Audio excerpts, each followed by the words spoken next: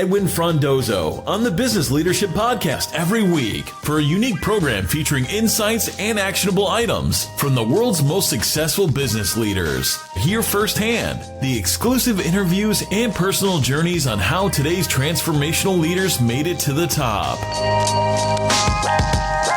Hey everybody, it's Edwin, and thank you for joining me for another episode of the Business Leadership Podcast. My guest today is Suzanne Grant. She is the CEO and co-founder at Ibionics. It's a company that is returning sight to the blind. Suzanne's experience is characterized by breadth and depth, leading in technology, military, nonprofit, health, and creative fields. She has won awards and commendations at each stage of her career and attributes her success to authentic leadership, strategic thinking, and collaboration. I was really impressed how much her leadership training she received while in the military, and she talks about situational leadership and how your style changes depending on the moment. I'm excited to share our conversation, but before jumping in, I'd like to send out a huge shout out to my media partners, IT World Canada, for the support of the podcast. Enjoy the show. Welcome to the show, Suzanne. Hi, Edwin. I'm really happy to be here today. Thanks for the invite. Well, no, thank you again for your time. I know you're super busy, and I really appreciate it. But before getting started, can you please introduce yourself to our listeners today, so people who may not know you? Tell us who you are, what you like to do when you're not leading companies. Well, I guess I could start with I'm a mom. I've got a 25-year-old and a 20-year-old, and an engineer and a singer, and I've had multiple lives. I've been an entrepreneur for over 20 years. Before that, I started as an engineering officer in the Canadian Forces. Then I flipped to entrepreneurship in a developing country where I really went to the other side.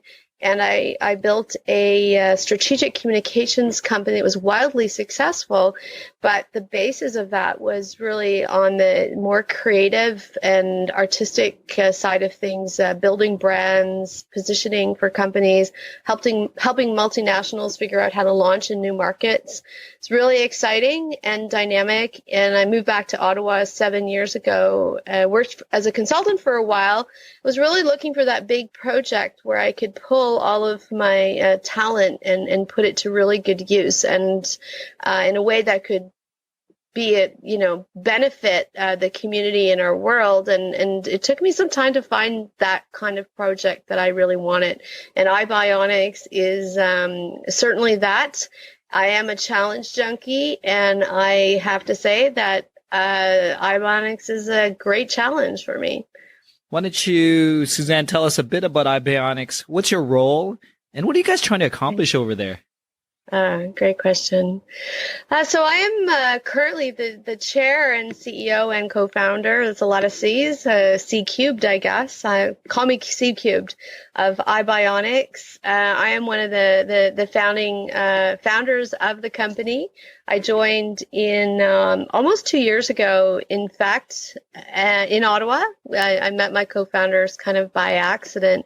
And my main job as the CEO of Ibionics is to help get the strategic direction set properly, do an analysis to assure that our vision can actually be a commercially viable product, a solution that can work on the marketplace. So we're working to return sight to the blind, improve quality of life for people who've lost their vision through degenerative retina disease.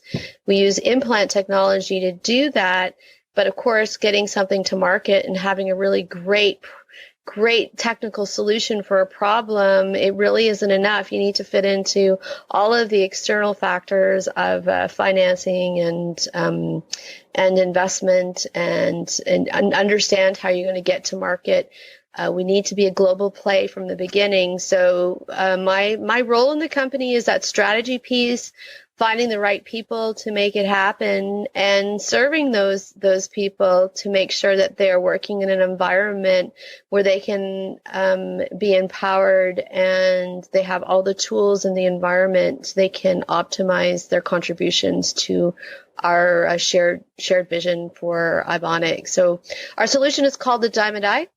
And it's phenomenal, and we're privileged that our Chief Technology Officer, Professor Stephen Prower, is with us. He is the lead inventor, the original inventor of the chip technology called a diamond implant that drives the Bionics solution for artificial sight.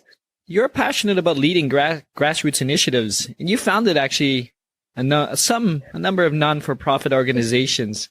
Can you tell us what you've learned from every organization and how your leadership has changed and formed to today? Every single project takes a different leadership approach. When I learned way back in my military days and in our leadership training, we did a lot of leadership training there, and there was something that really stuck, and that's called situational leadership. So the circumstances, the team, the vision, the mission, the time of the day, what's right ahead of you can change the style that you need to adopt at any particular time. So, for example, if you're just going about your daily life and you come across a car accident, for me, my natural style is to become very bossy and start telling everybody what to do. Okay, you call 911. I'm going to go out and do, first aid or something like that. So that's very different than when, you're in a situation where you want to do, when you're looking at really getting buy-in and in collaboration and bringing in a creative brainstorming environment. So I think really always taking a unique approach to leadership itself and understanding that the leadership style and how you put the company together is not an afterthought. It's not about winning a leadership award. It's not about accolades that, hey, you're a good leader. It's actually part of the strategy. So in the type of business that we're in, it's a highly complex business. I'm dealing with really sophisticated people. And in one side of things, it's like, okay, it's not about people not suffering fools. It's actually the contrary. We have so many brilliant people that are such experts in their space. They need to communicate together, and there's so much respect for one another. Sometimes, you wouldn't expect somebody that's on the top of their game globally to come to a meeting and feel intimidated. It happens. So really awareness, for me, it's like I need to provide my very interdisciplinary, interdependent, specialized team players with a level of education. And my job really as the CEO of Ibionics, when I go beyond setting out the strategy, my job really is to serve my team, to make sure that they have all the pieces that they need to do their job. So looking for bottlenecks, smoothing those out, being a little bit of a coach, also, taking everything that my team has to offer and seeing how we can trickle down all of that leadership talent that's there. So, my vision for Ibionics is that we really will grow into having a mentorship, coaching style leadership. Leadership is not about one person at the top or the executive. The leadership needs to be throughout the organization, and we need to give space to all of our people to stand up and be leaders and help develop them. It's just, I've always loved that. And, I've been working for decades. So, there's lots of people that have come to work with me in the past as kids right out of school. And, they surpassed me in many ways. And that makes me very proud. I mean, it's always great to give back. And I think, those people that hit plus 50, we have a drive as well to give back and try to share some of the lessons that we've learned over the course of our professional and personal lives. Oh, that's great. I really loved the term that you learned and trained while in military was the situational leadership. And it sounds like that was a good base and understanding that helped you grow as a leader right from the start? So much. So much. The training there was really phenomenal. It's interesting because it's also at the time, like I went through my training in the late 80s, and it was also at the time a very masculine approach to leadership. But they empower you and they give you the flexibility to, find your own way. And I have to say that I very much follow the military ethos and structure of leadership when I was there, but I also brought my own sort of approach to it. And that's helped me as well. Between that, working in a completely male dominated environment, I was in the command center for North American Air Defense for a number of years. I was the only female there. I've been in training environments where there's 3,000 people, and I would be, with the militia, maybe the only female officer in the camp. So I'm very aware of sort of that singled out piece. But I also, one of the things that I learned about leadership when I went to developing country, and I had a team of 12, 9 of them from different countries coming straight from their countries, was the value and the beauty of diverse thinking, people coming from different backgrounds, countries, and different disciplines, and just what that can bring. As long as people are willing to be flexible and accept a non-uniform approach to things and to listen, I think the value, the number one thing that I could say, the most valuable thing that a leader and a marketer and a salesperson and a trainer can learn is really great listening skills. And it goes beyond listening to words. It's listening for emotion, scratching down, diving down, and finding what is it even. Very often people communicate in the words that they're speaking to us isn't what the message that they were trying to give. They don't even know the message that they're trying to give sometimes. So taking space to really listen.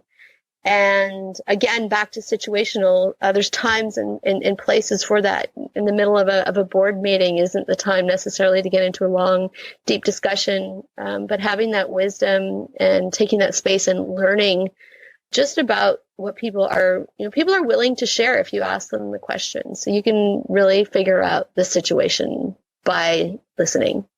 You mentioned outside of the Canadian Forces being an engineering officer, you bootstrap that strategic communications agency. You also had a publishing house, The Art of Business in Qatar. Yeah. It was a favorite award-winning print. I mean, you have such a colorful experience that helped you not only grow, but my question and what I'm really curious to find out outside of the Canadian Forces, was there any key times or key experiences that you really look back to and said, you know what, that was a turning point of how I'm growing now? I think what's key to the growth is the challenges we face. So if I go back to and I think about, when I left the Air Force, they were fast tracking me. I was doing really well. I figured it out. I didn't actually like that I'd figured it out. That was a little bit boring for me. I like the mystique and the challenge of having to put puzzle pieces together. And maybe that's my physics mind brain speaking there. When I landed and got my business going in Qatar, the business was called The Art of Business. I put my first project together and it was a phenomenal success. Everything just worked. I reverse engineered the problems. I'd gone back to school for marketing entrepreneurship. I applied that. I had no mentors. I had no coaches. I had nothing. I just found a business partner. I interviewed for a co-founder, and I had no experience in the space I was in. I hit the ground running, and we did a phenomenal first project. And then, I grew the company a little bit. And when we were 6 to 9 people, I realized that there was something really off about how I saw my leadership. I didn't see myself working, and that was really a cultural question. So I was a sort of fast tracker in a very structured environment where everybody was self-motivated and trained. And then when I went to a developing country, my team members were coming from different countries. They had different expectations of what a boss should be like culturally. Also, I had parts of my business that were very creative, and I had parts of my business that were very disciplined. So I had two different types of teams. I had my creative publishing team, and I had people that would deliver, events. We did major world-class events, of over $1 million. This is what I call project management on adrenaline. And all of my contractors and suppliers were from a developing country. So I had a very unique, specific cultural approach to leading my contractors. I was the only woman amongst my competitive base in my space. I need to figure out within that culture, how can I be a friend? Relationships are very important in that culture, and also be taken seriously and be able to hold my contractors to account. So leadership was really key, leading my contractors. And when it came to my team, I had a moment where I really thought, I'm not a very good leader. This is really not working. That very structured mind running my training department from Australia, she has a very different idea of who I should be as a boss as compared to my Nepalese drivers and who are doing the distribution for my publishing. And I needed to, on a situational level, I needed to figure out how I can have one culture in my company and deal with my very structured part of my business in one way, the disciplined part, and still have space for the artistic piece to work, and also treat people individually, come to their level of what their expectations were of me as a leader.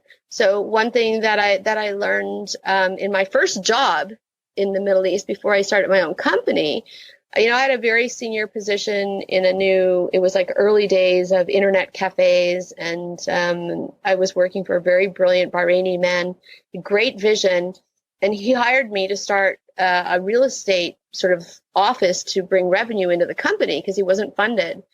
And I had after the general manager, I was the most senior person there, and I had great relationships with everybody.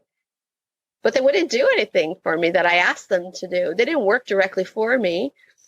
But I asked them, I went to him, I said, okay, what am I doing wrong? And he said, oh, you're saying please and thank you. And the Asians in the company, to them, if you say please and thank you, they interpret that as it's only a suggestion, and if they feel like it, they should do it. You really need to give them commanding sort of almost orders and direction. And it's like, well, that's really weird. Okay. So I took that little piece of learning and I took that forward into the art of business. And one very sophisticated lady came to me and she said, why are you being so bossy with me? It's like, oh, well, so there were aspects of that culture that had to do also with upbringing, class, education, where you were. It was very complicated to me to work around all these sort of expectations of what that boss is. So I had to figure that out, and it was not intuitive. It was outside of my cultural upbringing of how I would deal with people, and I couldn't deal with them all the same. So the approach in the business went beyond what's the situation in the business and what's the situation with the cultural background of that individual.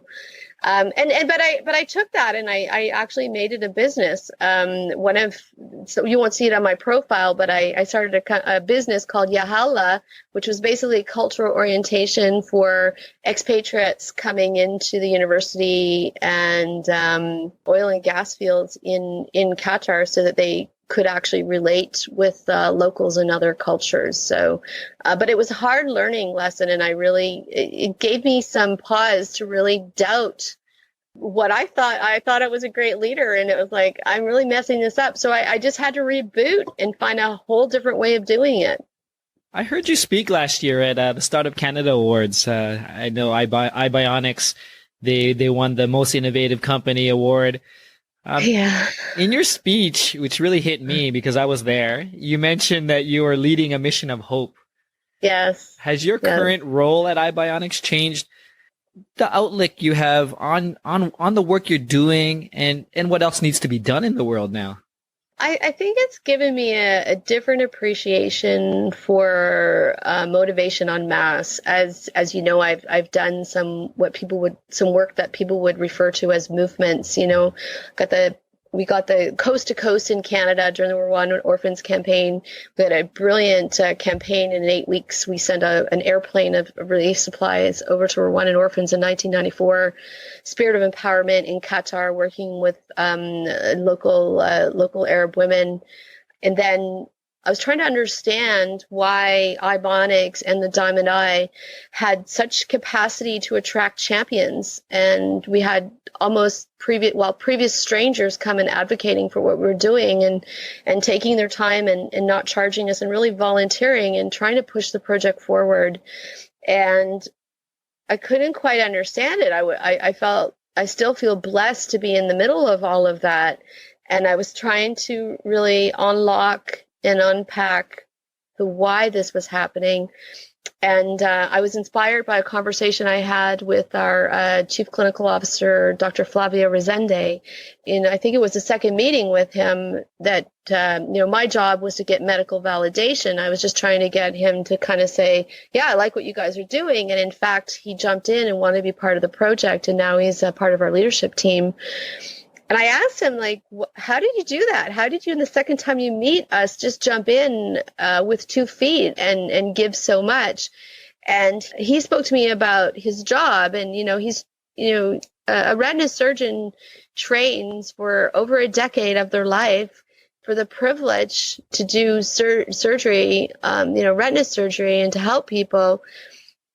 And when it comes to diseases, degenerative retina diseases, there are really very few cures, in some cases no cures, and limited treatments, and there's no hope for people that are going blind. And hope is very powerful.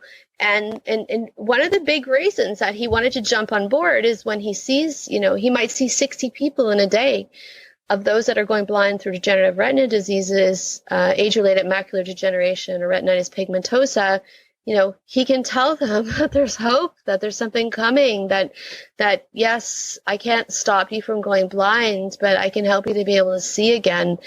And that was really powerful to me. And I started to think about just the miracle almost that we're working it within to be able to change something in the past that had no solution.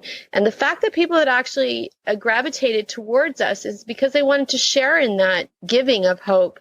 And I translated that to being something bigger and the motivation being actually even beyond the Diamond Eye, and that people see if they can be part of solving big world problems, and not necessarily that they have to be at the heart. They can just be a volunteer, or they can be passing the word along. They can be making connections, that if they're part of that helps us to understand just how powerful we are collectively to change the world. And I think that's the motivation that draws people to Ibionics. And it sounds like a big leap, but that's sort of what that's the puzzle, that's a conclusion to this puzzle that I've come up with. I'm curious to know, Suzanne, who are your biggest influences when it comes to business leadership? Oh gosh, that's such a great question.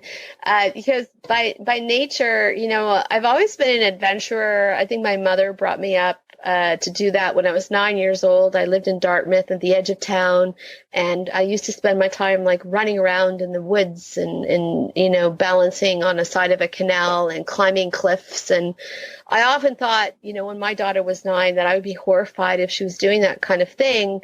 At the same time, we need to take risks in order to build courage and to be in a position to accept adventure. And at the same time, my nature from a financial kind of perspective is relatively conservative. And when I was running, I had some sort of personal things that I needed to get through when I was working in the art of business in Qatar, and I didn't have mentors.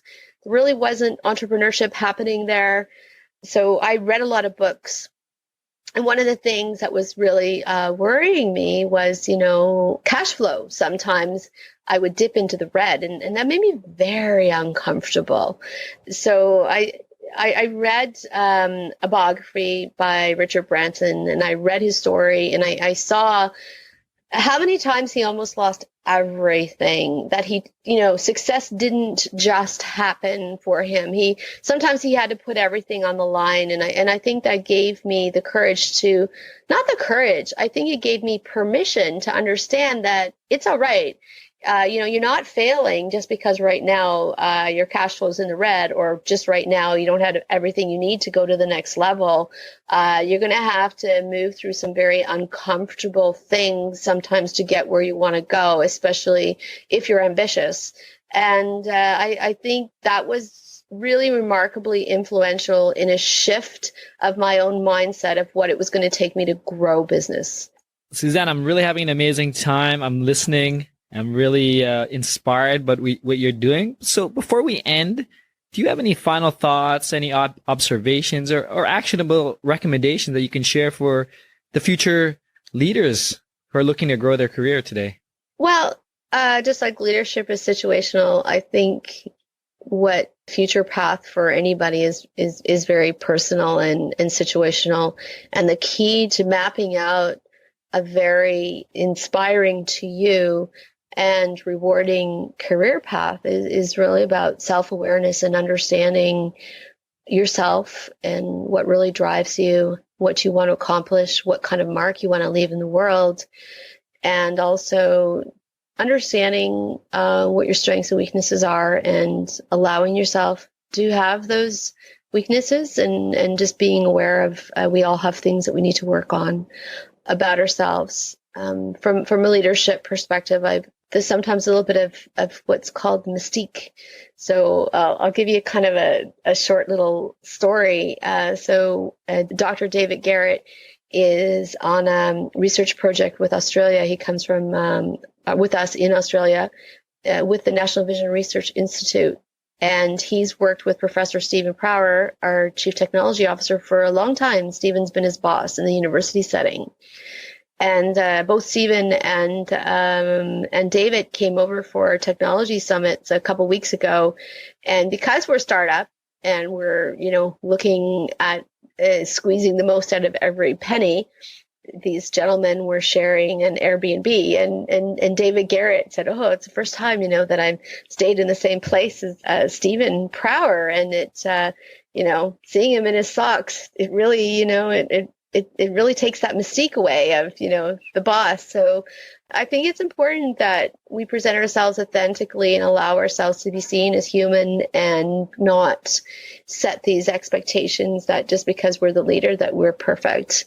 We need to be open to feedback and give people space to give us that feedback.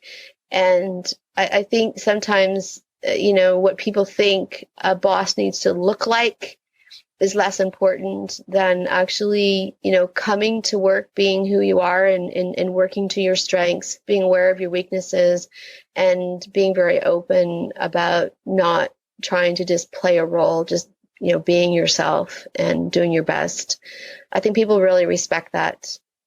That's great. Thank you for sharing that. So to close, Suzanne, please tell us where we can find more information about you, Ibionics, and perhaps the Diamond Eye.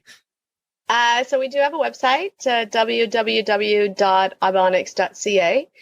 It's our original website when we started the company. So it was a little light on content, but if you go to the blog piece there, you'll see some of our corporate communications that touch on our accomplishments and our story a little bit as we've been moving along. We also do have a Facebook page. It's Ibionics. We've got a few Twitter handles. I, as in the letter I, Diamond I, and Ibionics CA. And you can follow me at Suzanne Michelle Grant on Twitter, and I'm also on LinkedIn. Awesome. So, and if you do a Google search, you'll find some Access Media did a nice TV episode with us, so you can see some cool lasers.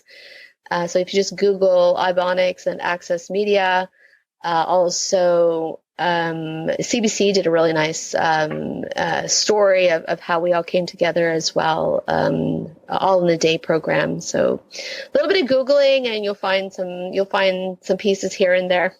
Well, great. I'll definitely share the links on the episode page as well. But Suzanne, Thank you. Been a pleasure. Thank you so much for your time. Oh, thank you, Edwin. Thank you for listening to the episode. I really enjoyed speaking to Suzanne, just hearing her stories, growing as an entrepreneur in the Middle East, starting passion projects and non-for-profits, to her current role at Ibionics, bringing vision back to the blind. If you are interested in learning more about Suzanne, Ibionics, and any of the resources that she mentioned, I have posted the links on our website directly to the episode by going to thebusinessleadership.com/014. I would love to hear from you. Feel free to reach out to me directly via email to edwin@thebusinessleadership.com. And we're currently surveying our listeners to learn more about you. So please take a few minutes and visit our website and click on the survey link found at the homepage. Thank you again, and until next time, Edwin signing off. Thank you for listening to the Business Leadership Podcast at thebusinessleadership.com.